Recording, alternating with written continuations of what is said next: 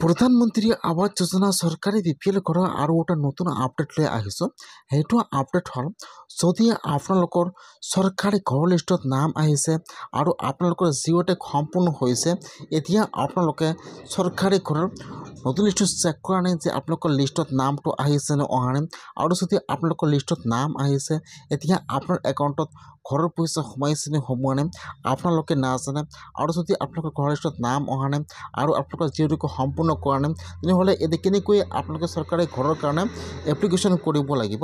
মই আজি এইটো ভিডিঅ'ত চৰকাৰী বিপিএল ঘৰৰ সম্পূৰ্ণ প্ৰচেছ জনাই দি আছোঁ যে কেনেকৈ আপোনালোকে চৰকাৰী ঘৰৰ লিষ্টটো চেক কৰিব। আৰু যদি আপোনাৰ নামটো লিষ্টত আহিছে, আপোনালোকৰ একাউণ্টত পইচা সোমাইছে নে সোমোৱা নাই কেনেকৈ চেক কৰিব। আৰু যদি আপোনাৰ নামটো লিষ্টত আহিছে, আপোনালোকে এতিয়াও চৰকাৰী ঘৰটো লাভ কৰা নাই, তেনেহ'লে এতিয়া আপোনালোকে কি কৰিলে অতি সোনকালে চৰকাৰী ঘৰটো লাভ কৰিব, এইটো যে সম্পূৰ্ণ প্ৰচেছ দেখুৱাই দি আছোঁ। জানিবলৈ হ'লে ভিডিঅ'টো সম্পূৰ্ণকৈ চাই ল'ব, স্কিপ নকৰাকৈ। এতিয়া আপোনালোকে ফাৰ্ষ্ট এইটো অপশ্যনত আহিব লাগিব pmayc.nic.in। মই কিন্তু আপোনাৰ সুবিধাৰ কাৰণে অপশ্যনৰ লিংকটো মোৰ ডিছক্ৰিপশ্যনত দি দিছোঁ। আপোনালোকে ডাইৰেক্ট ক্লিক কৰি ফাৰ্ষ্ট এইটো অপশ্যনত আহি যাব। হোৱাৰ পিছত ইয়াত চাব 2 নম্বৰত দি আছে আৱাস শ্বপ। এতিয়া কিন্তু ফাৰ্ষ্ট আপোনালোকে আৱাস শ্বপৰ ওপৰত ক্লিক কৰিব। তাৰপিছত আপোনালোকে এতিয়া ৰিপৰ্টৰ ওপৰত ক্লিক কৰিব। এতিয়া আপোনাৰ ওচৰত আৰু এটা নিউ পেজ অ'পেন হৈ যাব এনেকুৱাকৈ।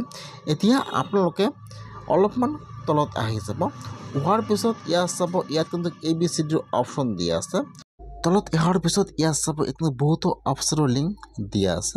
যদি আপোনালোকে এতিয়াও নতুন লিষ্টটো চোৱা নাই, ইয়াত যিটো ষ্টেম্পৰ অপশ্যন দিয়া আছে, ক্লিক কৰি আপোনালোকে ইয়াৰ পৰা লিষ্টটো চেক কৰি চাই ল'ব যে আপোনালোকৰ লিষ্টত আহিছে নে অহা নাই। এতিয়া আপোনালোকে কেনেকৈ লিষ্টটো চাব আৰু কেনেকৈ পে'মেণ্টটো চেক কৰিব চাই লওক।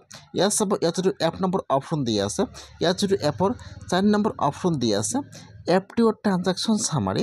এতিয়া আপোনালোকে সেইটো অপশ্যনৰ ওপৰত ক্লিক কৰিব। এতিয়া কিন্তু আপোনাৰ ওচৰত আৰু এটা নিউ পেজ অ'পেন হৈ যাব এনেকুৱাকৈ। ইয়াত অলৰেডি সকলো ছিলেক্ট কৰা আছে। ইয়াত চাব দিয়া আছে 25-26 প্ৰধানমন্ত্ৰী আৱাস যোজনা গ্ৰামীণ ছিলেক্ট কৰা আছে। আপোনালোকে ইয়াত আৰু একো ক্লিক কৰিব নালাগে। তলত চাব দিয়া আছে অল ষ্টেট। এতিয়া আপোনালোকে ক্লিক কৰিব ষ্টেটৰ ওপৰত। এতিয়া আপোনাৰ ওচৰত ফাৰ্ষ্ট ইয়াত আহি যাব ষ্টেট নাম। এতিয়া আপোনালোকে ইয়াত ষ্টেট নামটো চাই ল'ব। ইয়াত যিটো আপোনাৰ ষ্টেট নাম হয় আসাম, আপোনালোকে ফাৰ্ষ্ট ইয়াত ষ্টেট নাম আসাম ছিলেক্ট কৰি লৈ ল'ব। তাৰপিছত ইয়াত আহি যাব আপোনাৰ ডিষ্ট্ৰিক্টৰ নাম। এতিয়া আপোনালোকে ইয়াত আপোনাৰ ডিষ্ট্ৰিক্টৰ নামটো ছিলেক্ট কৰি লৈ ল'ব। তাৰপিছত ইয়াত আহি যাব আপোনাৰ ব্লকৰ নাম। এতিয়া আপোনালোকে ইয়াত চাই ল'ব যে ইয়াত আপোনাৰ ব্লকৰ নাম কোনটো হয়। ইয়াত যিটো আপোনাৰ ব্লকৰ নাম হয়, এতিয়া আপোনালোকে ইয়াত চাই লৈ ইয়াত আপোনাৰ ব্লকৰ নামটো ছিলেক্ট কৰি লৈ ল'ব। ফাৰ্ষ্ট ষ্টেট, তাৰপিছত ডিষ্ট্ৰিক্ট, তাৰপিছত ব্লকৰ নাম ছিলেক্ট কৰি লৈ ল'ব। তাৰপিছত আপোনালোকে এতিয়া ছিলেক্টৰ ওপৰত ক্লিক কৰিব। যিহেতু চেক কৰিব যে আপোনালোকৰ লিষ্টত নামটো আহিছে নে অহা নাই আৰু আপোনাৰ একাউণ্টত ঘৰৰ পইচা সোমাইছে নে সোমোৱা নাই। এতিয়া আপোনালোকে ছিলেক্টত ক্লিক কৰিব। ইয়াত বহুতো অপশ্যন অ'পেন হৈ যাব এনেকুৱাকৈ। এতিয়া আপোনালোকে অলপমান তলত আহি যাব। ইয়াত চাব দিয়া আছে চেণ্ড টু বেংক। এতিয়া আপোনালোকে ইয়াৰ পৰা এইটো অপশ্যন ছিলেক্ট কৰি লৈ ল'ব, চেণ্ড টু বেংক। তাৰপিছত যিটো কেপচা দিয়া আছে, এতিয়া আপোনালোকে ইয়াত কেপচাটো বহাই দিব। কেপচাটো বহাই দি আপোনালোকে এতিয়া 4 নম্বৰৰ ওপৰত ক্লিক কৰিব।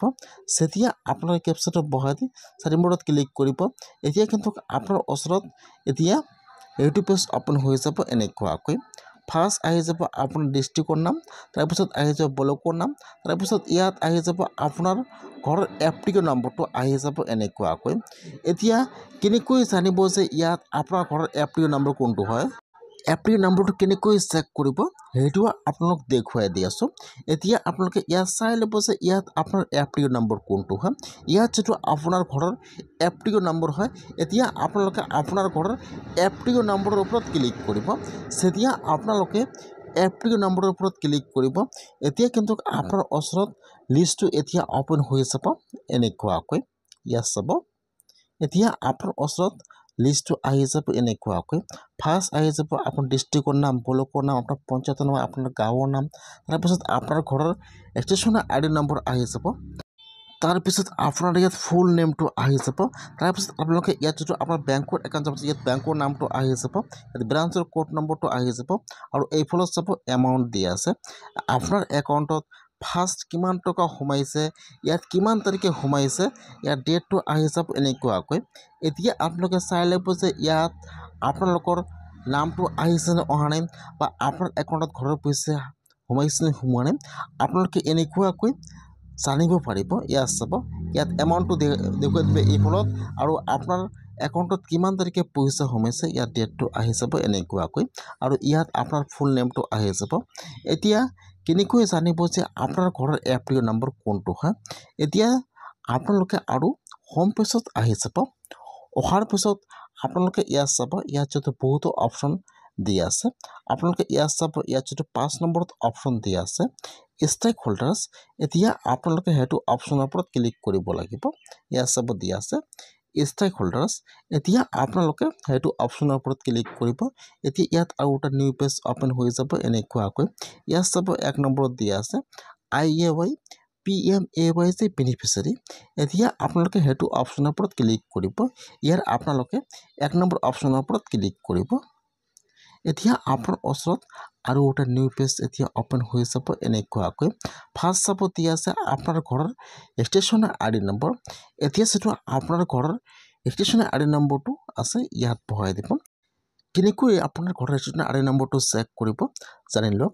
যেতিয়া আপোনালোকে লিষ্টটো চেক কৰিব তাত কিন্তু আপোনাৰ ঘৰৰ ষ্টেচনাৰী ID নম্বৰটো আছে।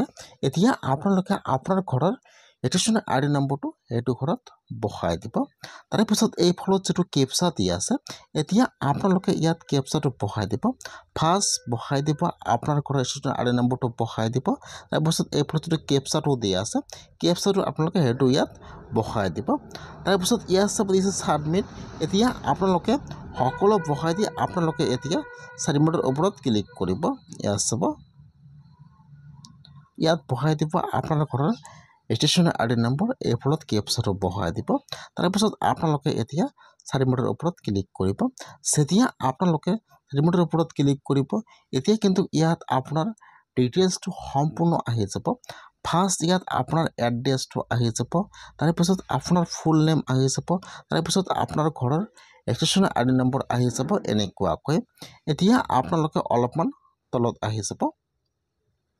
অহাৰ পিছত ইয়াত চাব ইয়াত আপোনাৰ জব কাৰ্ড নম্বৰ দিয়া আছে, ইয়াত আপোনাৰ গাৰ্জিয়ান নেম দিয়া আছে, ইয়াতে মেম্বাৰ ID নম্বৰ দিয়া আছে, আপোনাৰ ঘৰটো কিমান তাৰিখে চেংচন হৈছে ইয়াত চেংচন অৰ্ডাৰ শ্বীট নম্বৰটো দিয়া আছে। এতিয়া আপোনালোকে আৰু অলপমান তলত আহি যাব।